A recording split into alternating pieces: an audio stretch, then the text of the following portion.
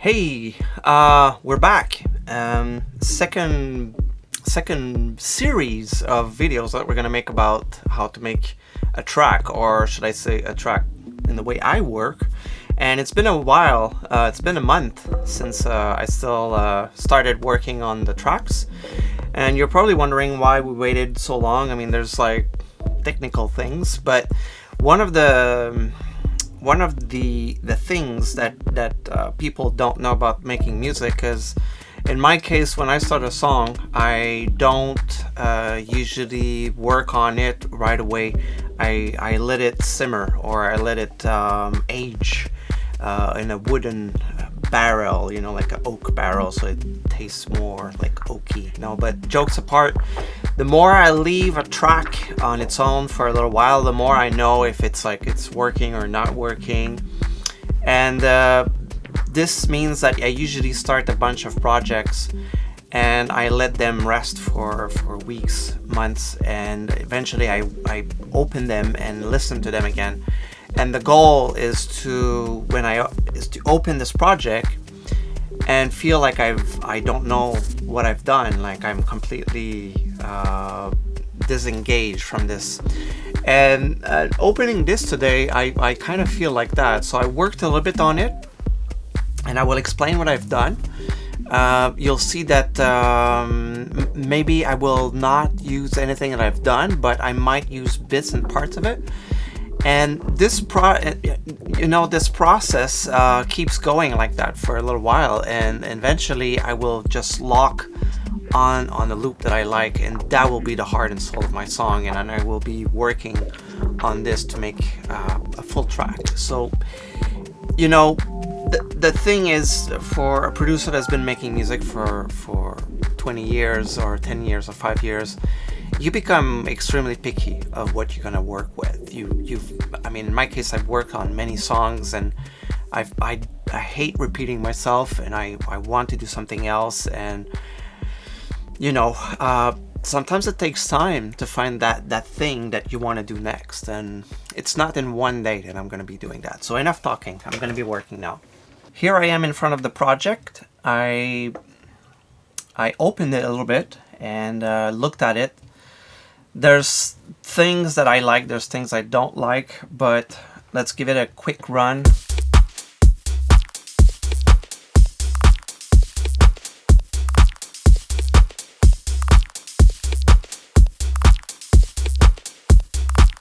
I'm starting to have this loop, and they're starting to have a structure to it, and as you see, there's elements here, but I like to listen to the song on this side because I don't see the arrangements, and sometimes I am less engaged critically regarding my song if I listen to this side.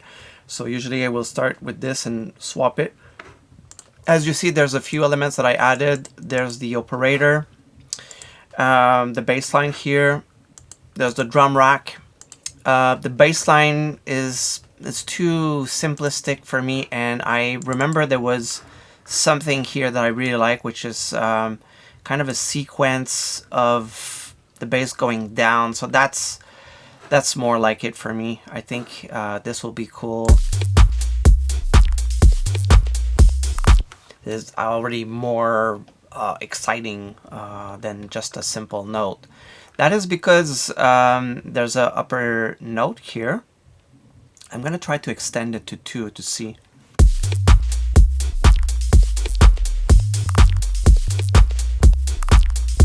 It's super interesting. And then here it goes up. So that could be...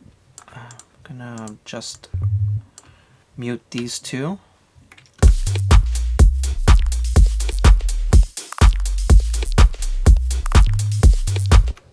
This one is off. And this one, turn it off.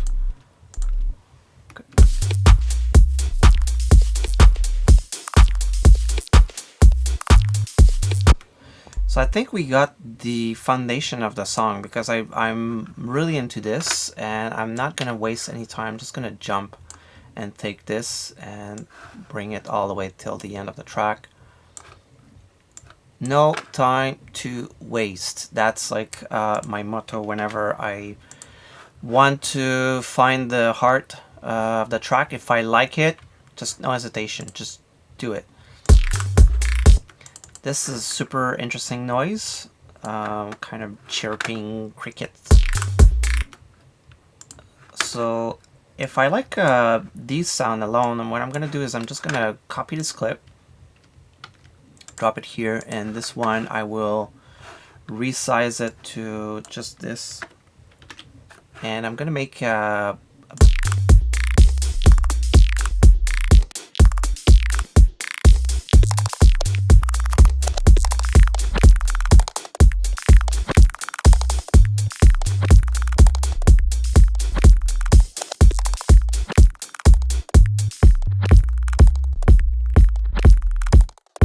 this fun kind of sounds here that could be used as percussion. Just gonna copy a few of those.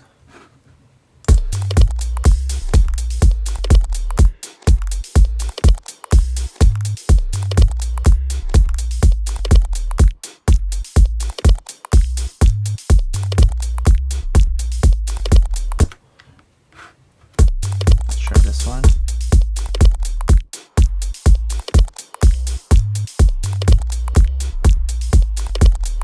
Cool. I remember we had some chords here. So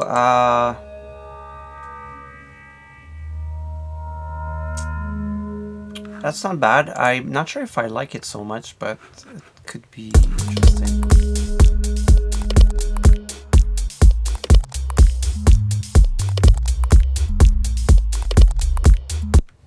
Okay, I'm just gonna stop everything here and look at what I have recorded here. That's the original bass line that I had done in the first draft. Okay. That's some random notes, I guess. Bass line. Okay, so if it's going to be melody, I'm gonna turn it in blue. This will be in blue, and that's a bass line. I'm gonna put it in brown.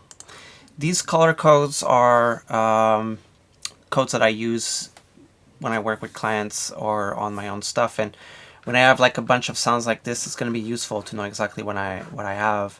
So these I'm gonna turn it in orange because they're kind of percussionist style stuff, and this is weird stuff. Gonna be blue, kind of monkey percussion. I'm not sure how to I have no idea what that is.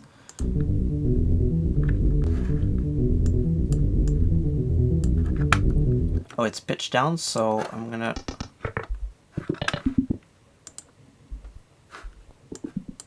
those are kind of little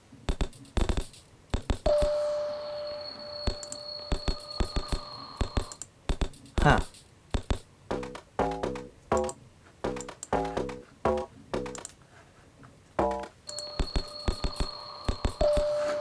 I like this part here.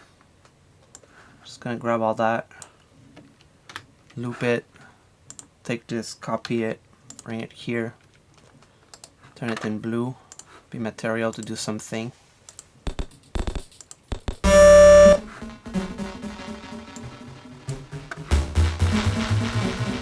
Ooh, trippy stuff.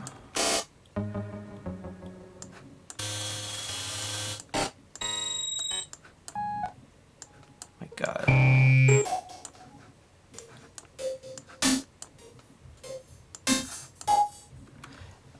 You know, when you hear something like that, I mean, like the first thing that comes to your mind is like, oh boy, that's weird. It's unusable. No, it's usable. There's something in there that can be used. First of all, when I hear a sound, I just don't just hear a sound. I hear a sound in different layers. There's, you know, the transient part of the song can be used. The upper part, the lower part, the mid part.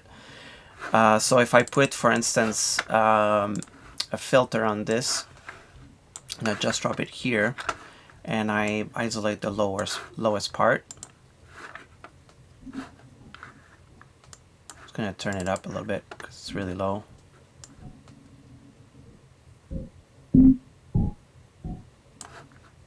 So that's content, right?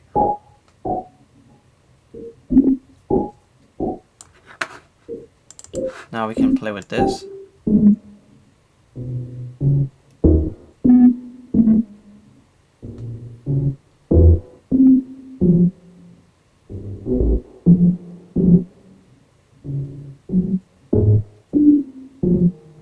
So that's, you know, there's a melody to be done with this. Now, if I do the opposite, take the upper part, it's kind of FM sounding percussion.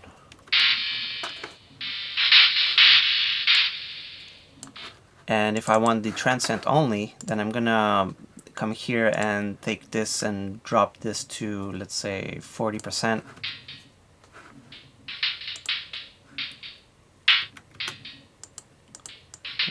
Oop, I'm gonna take this. And we got some kind of percussion now. Resonant percussion, of course, but still something.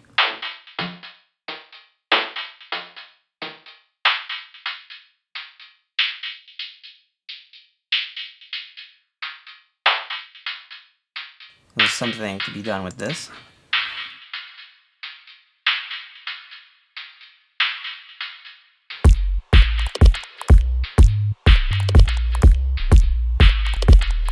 We change the timing of it.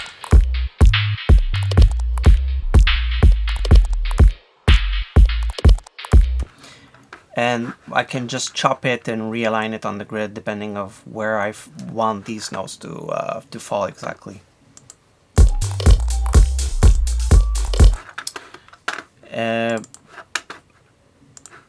Gonna continue my hunt for an idea.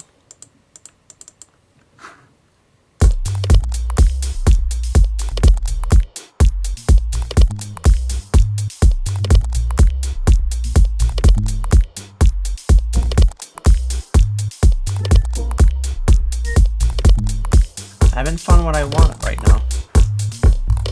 So I'm gonna use push and I'm gonna play.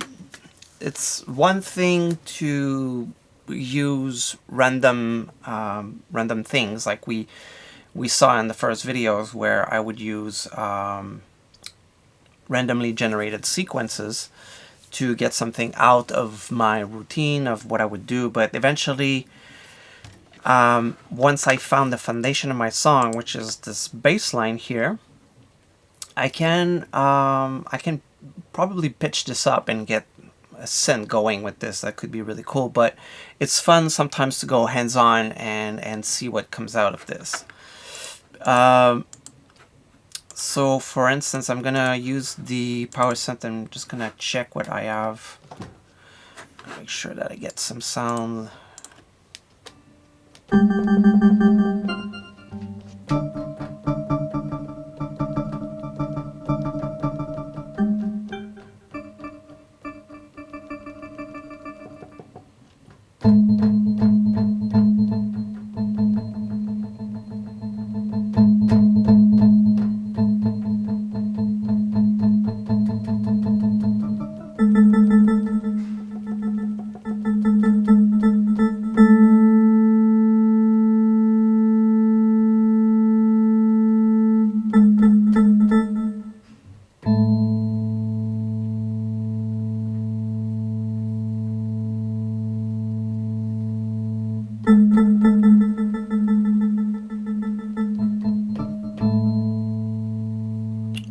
What I love about Ableton 10 is if I do this, I'm gonna have the recording of what I just did.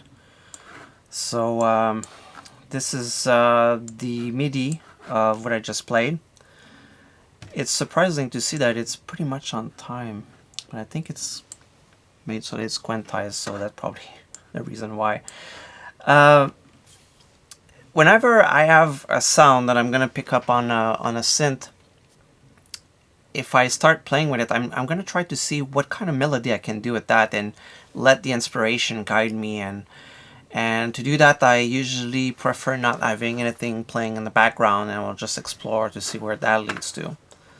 So we can check with in context.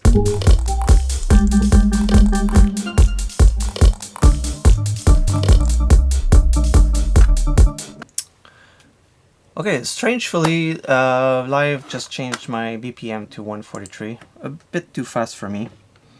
I'm gonna bring it to let's say 124. I think we said. Forgot. Anyway, 124 should do.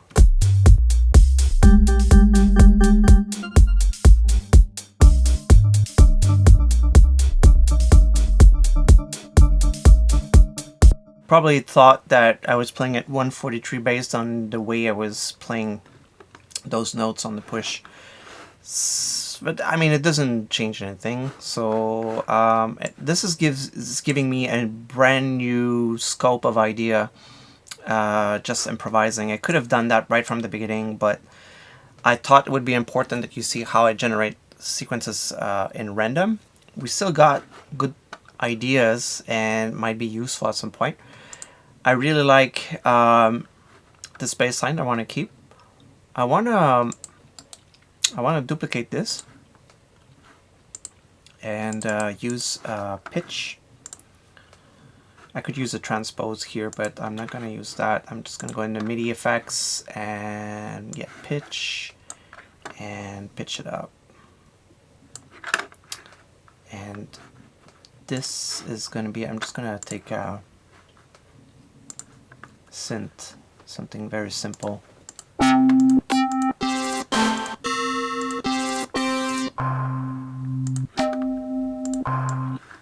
me try this. Whoa, it's getting out of control. Shouldn't be playing all that, so I'm just gonna come here first.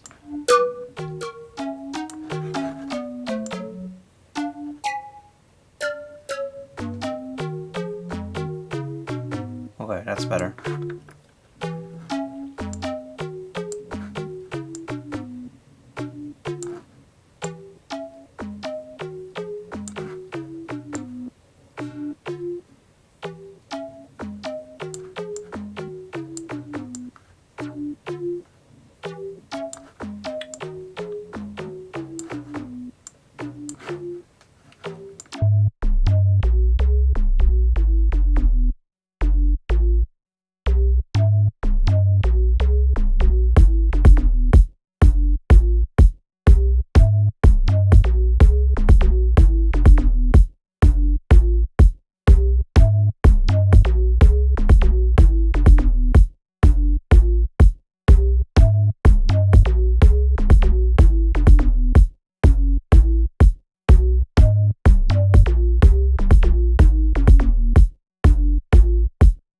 Hard to say exactly what I want to do with this. I'm not sure if it even works. I'm just gonna turn it off for now and focus on my new idea that I did with the push, which probably could be the main idea of my song. But you know about the chicken and the egg, right? That concept is very applicable to music, because you can have a good melody but not have the right synth, and you might have the right synth but not the right melody, and you might be chasing one another like this forever. It's hard because, yeah, in this case I like the melody. I think it has something interesting, but the synth I'm not completely sure about it.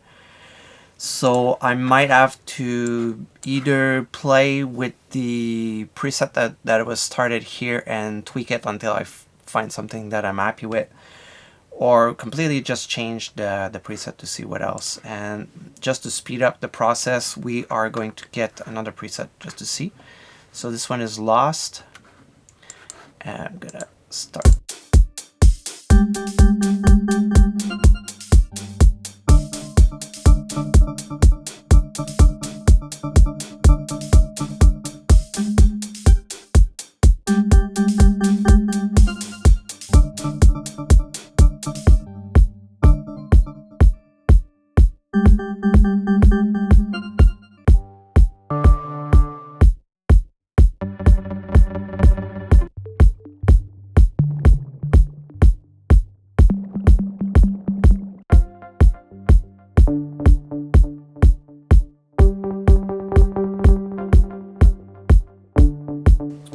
good start.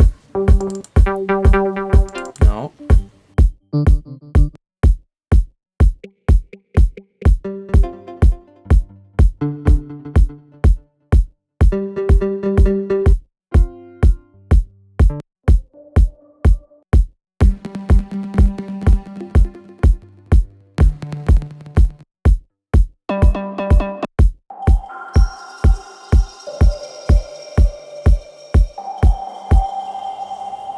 I like to compare finding a sound as shopping for jeans. I don't know if you ever shop for clothes, but if you go to the store with something in mind and be, I want a pair of jeans that's going to be like this, fitting like this guy I saw. You go there, you'll never find what you want. It'll never ever be exactly what you want.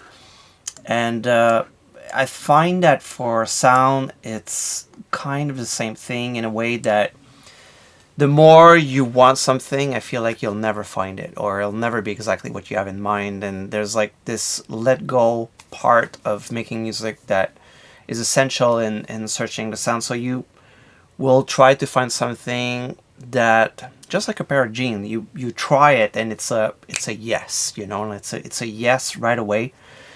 And if you have more like a maybe this could be it, or maybe that could be, no, don't. That's a bad sign. But if it's a yes right from the start, usually it's a good start. And after that, you can just shape it and see where that leads to. I don't really like using presets because it's too directive, but in the context of making a video, I think it's just helping us speed up the process. But eventually what I would like to do is spend more time explaining sound design of like starting from scratch. But it takes a lot of time, especially if you're picky.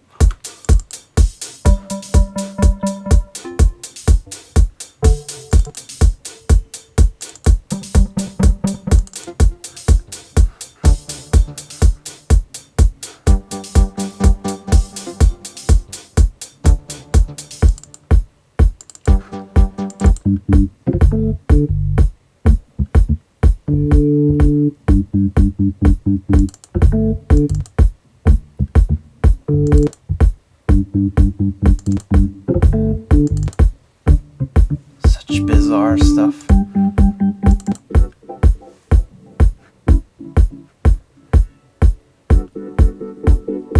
Nope.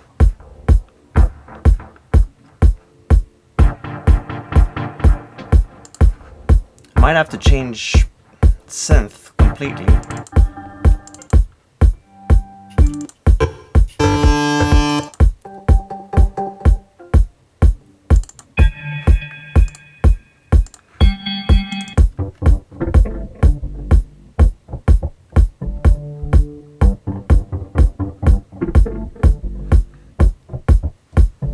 Kinda like this, but the attack is just weird.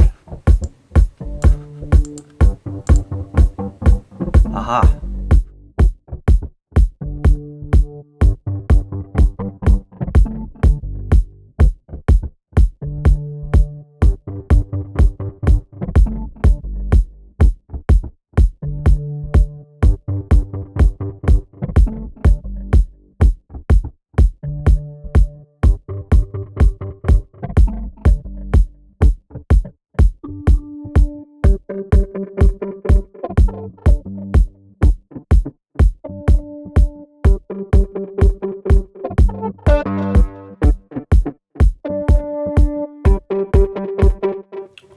One thing I like about the power synth is all the effects that are included with it that can really help you shape the sound into something that is off from what you have. So for instance, there's the drive mode, saturation, it has a unison, and the global here is really lovely. And as you saw, there's a modulation that can be done, and you can record your own internal modulation in it, which makes it quite dynamic if you want. In this case, it was a little bit too dynamic, so I corrected that.